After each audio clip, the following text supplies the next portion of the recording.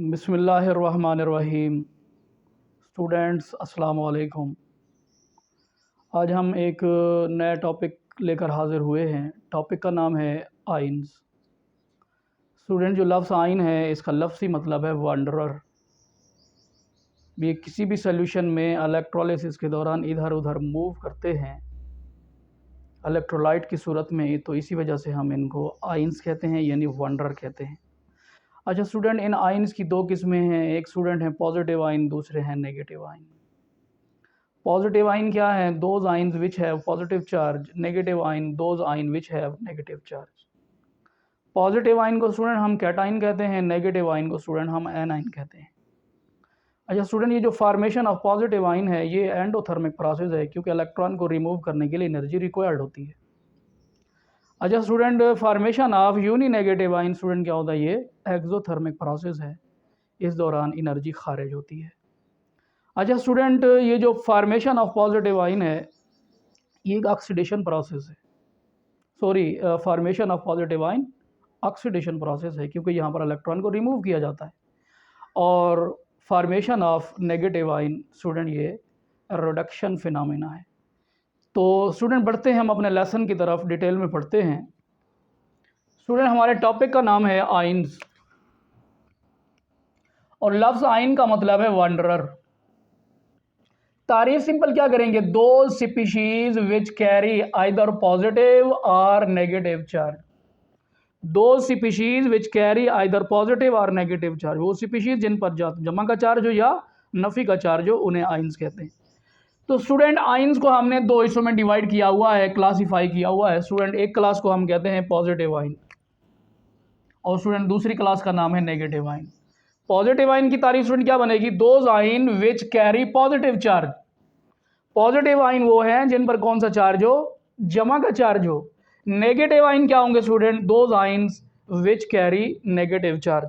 Student, ये हमारे पास negative ion की मिसाल है, और ये स्टूडेंट हमारे पास पॉजिटिव आइन की मिसाल है। अच्छा स्टूडेंट, जो हमारी मेन हम डिस्कशन करने जा रहे हैं वो है what is the difference between positive ion and negative ion. तो इसके स्टूडेंट हमने कुछ पॉइंट्स बनाए, उन्हीं को डिस्कस कर लेते हैं। स्टूडेंट, जो पॉजिटिव आइन्स हैं उनकी पहली खसूसियत ये है कि कैरी पॉजिटिव चार्ज, यानी इन पर जमा का चार्ज होता है। अच्छा स्टूडेंट, जो हमारे पास नेगेटिव आइन है, those ions which carry negative charge. Positive आइन पर पॉजिटिव चार्ज होगा, नेगेटिव आइन पर नेगेटिव चार्ज होगा। अच्छा भाई, ये जो पॉजिटिव आइन है इनको हम कहते हैं कैट आइन। ये जो कैट आइन दो लफ्ज़ों का मजमूआ है। मतलब क्या हुआ? Ions move toward the cathode, यानी इलेक्ट्रोलिसिस के दौरान कैथोड जिस पर नफी का चार्ज होता है ये उसकी तरफ भागते हैं, तो इसी वजह से स्टूडेंट हम इनको कैट आइन कहते हैं। अच्छा स्टूडेंट, ये जो हमारे पास एन आइन है ये भी दो लफ्ज़ों का मजमूआ है।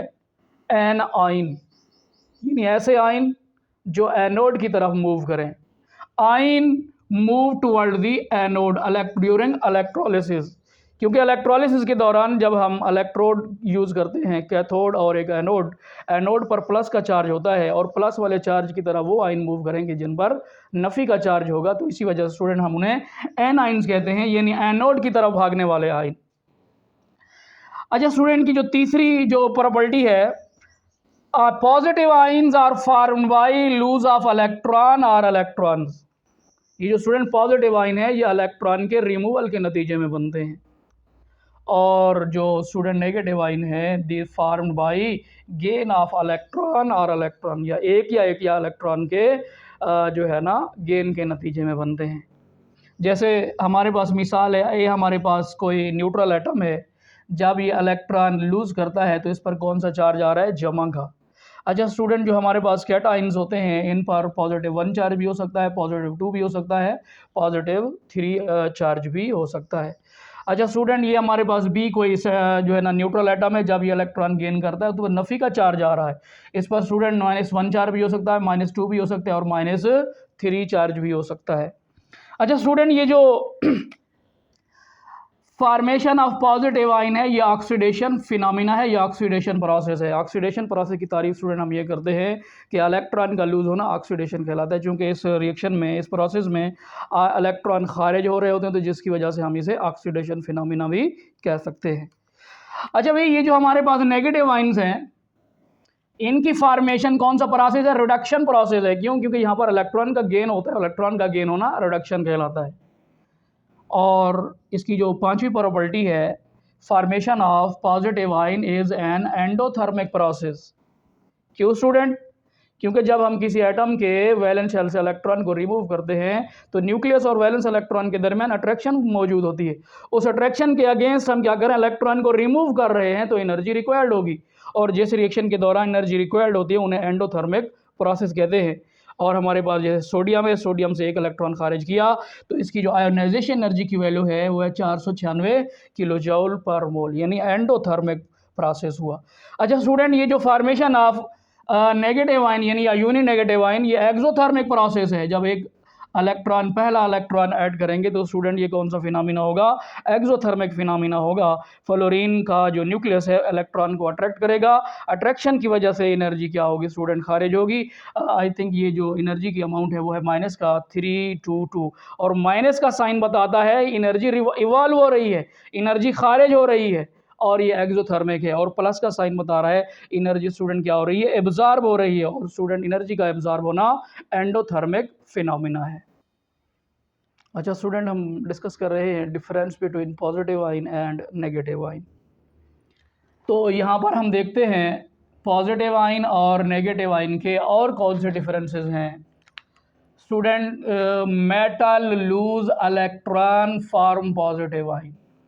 स्टूडेंट, ये पॉजिटिव आयन की जो फॉर्मेशन है ये मेटल की प्रॉपर्टी है, और जो नॉन मेटल्स हैं वो गेन करते हैं इलेक्ट्रॉन्स को, और स्टूडेंट क्या बनाते हैं? नेगेटिव आयन बनाते हैं। यानी नेगेटिव आयन की जो फॉर्मेशन है ये नॉन मेटल की प्रॉपर्टी है। तो स्टूडेंट, जैसे हमारे पास मेटल मैग्नीशियम है, ये 2 इलेक्ट्रॉन अपने वैलेंस शेल से खारिज कर रहा है तो उस पर जमा का 2 चार्ज आ रहा है। और हमारे पास स्टूडेंट जो है ना, क्लोरीन 1 इलेक्ट्रॉन गेन करके क्लोरीन पर नफी का चार्ज गेन कर रहा है। अच्छा स्टूडेंट, आखिरी बात है यहाँ पर, cation is smaller than it's parent atom, यानी साइज ऑफ केटाइन, यानी जो केटाइन है उसका साइज अपने पेरेंट एटम से कम होता है। एनाइन का size, A9 is larger than it's parent atom, A9 का साइज अपने पेरेंट एटम से स्टूडेंट क्या होगा? ज़्यादा होता है। अच्छा स्टूडेंट, केटाइन का साइज अपने पेरेंट एटम से कम क्यों होता है? क्योंकि स्टूडेंट केटाइन जो बनता है वो रिमूवल ऑफ इलेक्ट्रॉन के नतीजे में बनता है। अच्छा स्टूडेंट, रिमूवल ऑफ इलेक्ट्रॉन से क्या होगा? पहले चांस है कि शेल रिमूव हो जाएगा, शेल रिमूव हो जाएगा तो साइज कम हो जाएगा। स्टूडेंट, दूसरी बात ये हो सकती है कि इलेक्ट्रॉन प्रोटॉन रेशो इम्बैलेंस हो जाएगी, इलेक्ट्रॉन कम हो जाएंगे, प्रोटॉन ज़्यादा, यानी न्यूक्लियर चार्ज बढ़ जाएगा। अब न्यूक्लियर चार्ज का मतलब यानी वैलेंस जो बचे हुए इलेक्ट्रॉन है, न्यूक्लियस की अट्रैक्शन क्या होगी? ज़्यादा होगी, जिसकी वजह से एटम का साइज़ कम हो जाएगा, आयन का साइज़ क्या हो जाएगा स्टूडेंट? कम हो जाएगा। जैसे मिसाल के तौर पर हमारे पास है सोडियम का एक एटम है जिसका साइज़ है 186 पिकोमीटर। स्टूडेंट, जब हमने उससे एक इलेक्ट्रॉन को खारिज किया तो उसका अब साइज़ बच गया 95 पिकोमीटर, यानी केटाइन का साइज़ अपने पेरेंट एटम से कम है। अच्छा, हमारे पास मिसाल है एनाइन के हवाले से।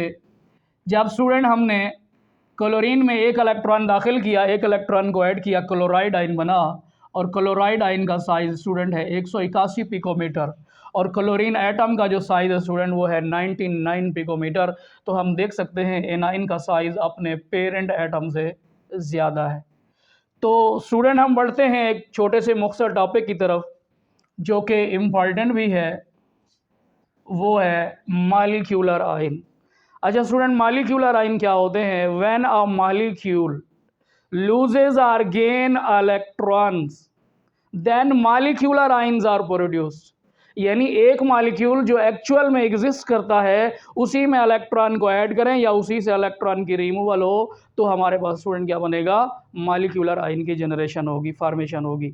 अच्छा स्टूडेंट, ये जो मॉलिक्यूलर आयन है ये 2 तरह के होते हैं, एक होते हैं कैटायनिक मॉलिक्यूलर आयन और दूसरे हैं anionic molecular ions. Cationic molecular ions पर जमा का चार्ज होगा, एनायनिक मॉलिक्यूलर आयन पर नफ़ी का चार्ज होगा। अच्छा स्टूडेंट, ये जो मॉलिक्यूलर आयन है कब जनरेट होते हैं? जब स्टूडेंट हम किसी गैसियस मिक्सचर में से इलेक्ट्रॉन की बौछार करें, यानी high energy beam of electron की बम्बार्डमेंट करें, या अल्फ़ा पार्टिकल की बम्बार्डमेंट करें, या उस गैसियस मिक्सचर में से हम जो है ना एक्स रेज़ को पास करें, तो उनके नतीजे में मॉलिक्यूलर आयन की जनरेशन होगी। तो स्टूडेंट कैसे जनरेशन होगी? ये हमारे पास एक न्यूट्रल मॉलिक्यूल है गैस का, हमने इस पर स्टूडेंट इलेक्ट्रॉन की बम्बार्डमेंट की है, या कैथोड रेज भी कह सकते हैं, उनकी बौछार की है। अब होगा क्या, मॉलिक्यूल से इलेक्ट्रॉन क्या हो जाएगा, खारिज हो जाएगा, तो हमारे पास स्टूडेंट क्या बन रहा है, मॉलिक्यूलर आयन बन रहा है। और यहाँ पर स्टूडेंट हम लिख रहे हैं 2 इलेक्ट्रॉन। स्टूडेंट एक इलेक्ट्रॉन जो टकराने वाला है और एक इलेक्ट्रॉन जो नॉक आउट होने वाला है, इजेक्ट होने वाला इलेक्ट्रॉन है। जब इससे इलेक्ट्रॉन खारिज हो जाएगा, इजेक्ट हो जाएगा, तो मॉलिक्यूल के ऊपर चार्ज आ जाएगा, जमा का चार्ज आ जाएगा। अच्छा स्टूडेंट, क्या है, when a molecule loses gain या gain electron, molecular ion is produce. जब एक मॉलिक्यूल इलेक्ट्रॉन लूज करता है या गेन करता है तो मॉलिक्यूलर आयन प्रोड्यूस होगा। अच्छा स्टूडेंट, की टाइप्स के बारे में अगर हम पढ़ें तो ये हमारे पास हैं कैटायनिक मॉलिक्यूलर आयंस, और स्टूडेंट दूसरे हैं एनायनिक मॉलिक्यूलर आयंस। जो स्टूडेंट कैटायनिक मॉलिक्यूलर आयंस हैं, those molecular ions which have positive charge, ये वो मॉलिक्यूलर आयन है जिन पर जमा का चार्ज हो। जैसे स्टूडेंट हमारे पास मीथेन का एक मॉलिक्यूल एग्जिस्ट करता है, उस पर जमा का चार्ज है, तो ये हमारे पास कैटायनिक मॉलिक्यूलर आयन है। जैसे स्टूडेंट हमारे पास CO2 का मॉलिक्यूल जो कि एक्चुअल में एग्जिस्ट करता है, उस पर जमा का चार्ज है, तो ये हमारे पास एक मॉलिक्यूलर आयन है, लेकिन चार्ज प्लस का है, तो ये कैटायनिक मॉलिक्यूलर आयन कहलाएगा। अच्छा स्टूडेंट, की तीसरी प्रॉपर्टी ये है कि जो कैटायनिक मॉलिक्यूलर आयंस होते हैं ये मोर अबंडेंट होते हैं। अच्छा स्टूडेंट, उनका रीज़न क्या है कि जो कैटायनिक मॉलिक्यूलर आयंस होते हैं इनको हम खुद जनरेट करते हैं, तो इस वजह से इनकी तादाद क्या होती है, ज़्यादा होती है। अच्छा स्टूडेंट, हमारे पास दूसरी इनकी क्लास है anionic molecular ions. Those molecular ions which carry negative charge, जिन पर कौन सा चार्ज हो, नफी का चार्ज हो। और जैसे हमारे पास मिसाल है O2 -2, N2 -2, ये N2 भी एक मॉलिक्यूल है, O2 भी एक मॉलिक्यूल है। जब मॉलिक्यूल के ऊपर कोई चार्ज आ जाए तो वो मॉलिक्यूलर आयन कहलाएगा। तो यहाँ पर स्टूडेंट मनफी का चार्ज मौजूद है, तो इसी वजह से हम इसे एनायनिक मॉलिक्यूलर आयन का नाम दे रहे हैं। स्टूडेंट, ये जो एनायनिक मॉलिक्यूलर आयंस हैं ये लेस अबंडेंट हैं देन किसके मुकाबले में, कैटायनिक मॉलिक्यूलर आयंस के मुकाबले में। तो आखिरी बात है, इनकी प्रोडक्शन की बात करते हैं कि ये कैसे प्रोड्यूस होते हैं, हाउ दे आर जनरेटेड, ये कैसे जनरेट होते हैं। बाई पासिंग, हम क्या करते हैं, पास करते हैं, गुजारते हैं क्या student, high energy beam of electrons, या स्टूडेंट बम्बार्डमेंट करते हैं अल्फा पार्टिकल्स की, या स्टूडेंट हम एक्स रेज को पास करते हैं। कहाँ से स्टूडेंट, थ्रू गैस या थ्रू गैसियस मिक्सचर। तो स्टूडेंट्स उसके नतीजे में क्या जनरेट होते हैं, मॉलिक्यूलर आयन जनरेट होते हैं। ये मॉलिक्यूल है हमारे पास, गैस की फेज में मौजूद है, इस पर इलेक्ट्रॉन की बौछार करें या इस पर एक्स रेज पास करें, या स्टूडेंट आप इस पर अल्फा पार्टिकल की बम्बार्डमेंट करें, तो उसके नतीजे में क्या बनेगा, मॉलिक्यूलर आयन की जनरेशन होगी। तो स्टूडेंट आज का लेसन हमारा ये मुख्तसर सा लेसन था, जो कि बेसिक लेसन था। आज का लेसन हम यहाँ पे क्लोज़ करते हैं, कल इंशाल्लाह हम आगे बढ़ेंगे। अल्लाह हाफिज़ स्टूडेंट्स।